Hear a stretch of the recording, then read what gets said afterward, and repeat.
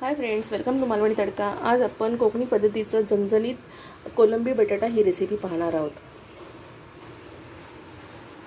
10 ते 12 मिरच्या घेतलेल्या आहेत। या जास्त तिखट नसतात, रंगही याचा खूप छान लाल येतो। या संकेश्वरी मिरच्या आहेत। त्याचबरोबर 1 टीस्पून धने घेतलेले आहेत, हाफ टीस्पून बडीशेप घेतलेली आहे, हाफ टीस्पून तांदूळ घेतलेले आहेत। तांदूळ कोणतेही आपल्या घरात असतात ते कोणतेही घेऊ शकतो आपण। मिरच्या आहेत त्या मी देठ काढून घेणार आहे। त्याचे देठ काढून टाकून द्यायचेत आपण। साधारण मिरच्याचे 2 भाग करणार आहे। खूप उकळलेलं पाणी घ्यायचं नाहीये, साधारण गरम करून घ्यायचंय। त्यामध्ये मी सगळं हे भिजत ठेवणार आहे।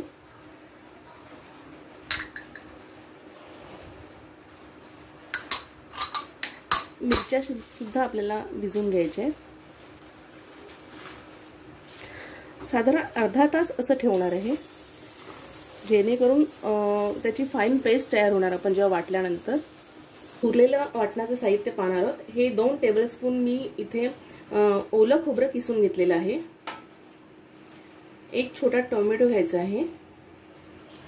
5 ते 6 लसणीच्या पाकळ्या घ्यायच्या आहेत। 1 टेबलस्पून कांदा घ्यायचा आहे। यासाठी रेडी आहे। यामध्ये मी लसूण कांदा ऍड करून घेते। एकदा मिक्सरला हे मी फिरवून घेते, त्यानंतर मी खोबरं ऍड करते त्यामध्ये। हे थोडं मिक्सरला फिरवून घेतलेलं आहे। आता त्यामध्ये मी खोबरं ऍड करते। थोडं थोडं पाणी ऍड करणार आहोत आपण। एकाच वेळेला जास्त पाणी घालून घ्यायचं नाहीये, नाहीतर मिक्सर ओव्हरफ्लो होऊ शकतो।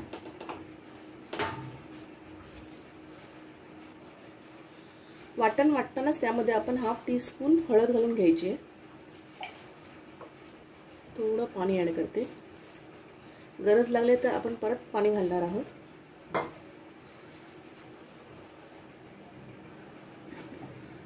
वाटण बारीक वाटून तयार आहे। हे आपण काढून घ्यायचे।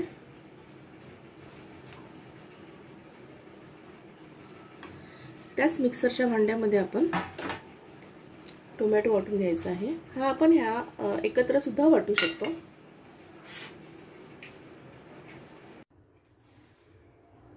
इथे मी साधारण 20 ते 25 कोलंब्या मीठ लावून स्वच्छ धुवून घेतले आहेत। त्याच्या पोटातलं जे आतडं असतं, रेषा असते, ती काढून घेतलेली आहे। आता मॅरिनेट करूया। यामध्ये मी पाव चमचा हळद घालणार आहे, थोडं मीठ घालून घेणार आहे।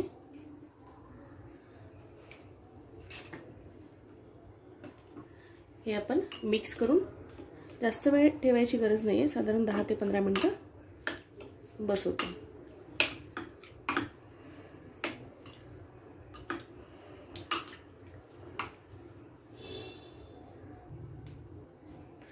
आपण आता इथे मिरचीचं वाटण जे वाटून घेतलं होतं ते आहे।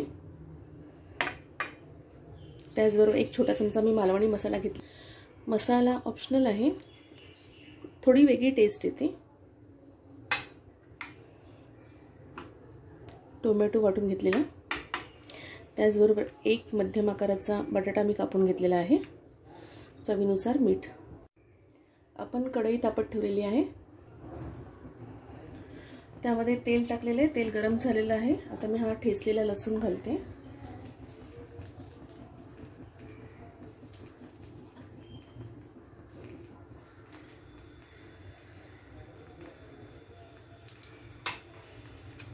मी इथे 5 ते 6 कोकम घेतलेले आहेत। कोकम ऑप्शनल आहे, टोमॅटो आपण वापरत आहोत, त्यामुळे कोलंबीला काही कोकमची गरज एवढी लागत नाही, पण छान लागतं।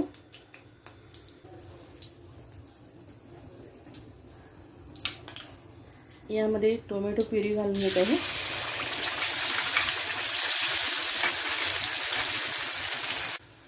टोमॅटो प्युरी साधारण 1 मिनिट मी परतून घेतलेली आहे। त्यामध्ये आता मी मसाला घालत आहे।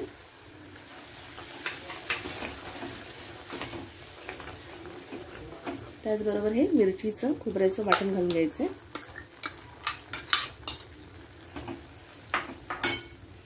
गॅस थोडा मोठा करायचा आहे।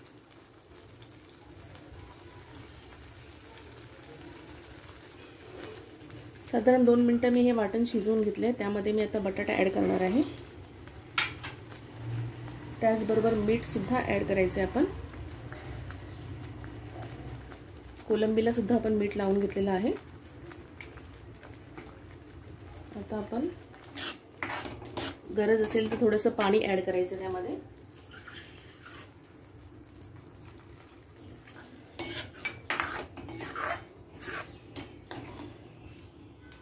मध्यम गॅसवर आपण बटाटा शिजू द्यायचा आहे. 3-4 मिनिटं आपण बटाटा शिजवून घेऊ.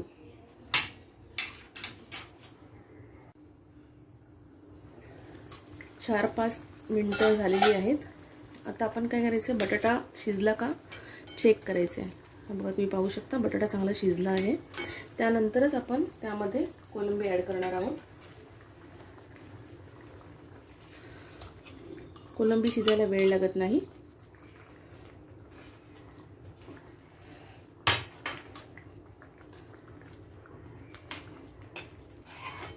2 ते 3 मिनिटांमध्ये कोलंबी शिजणार आहे. तुम्हाला जर ग्रेव्ही जास्त ठेवायची असेल तर तुम्ही त्यामध्ये पाणी ॲड करू शकता.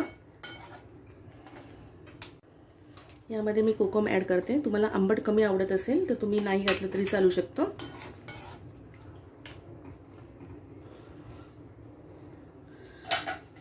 साधारण 3 ते 4 मिनिटं आपण परत झाकण ठेवून शिजवून घेऊ.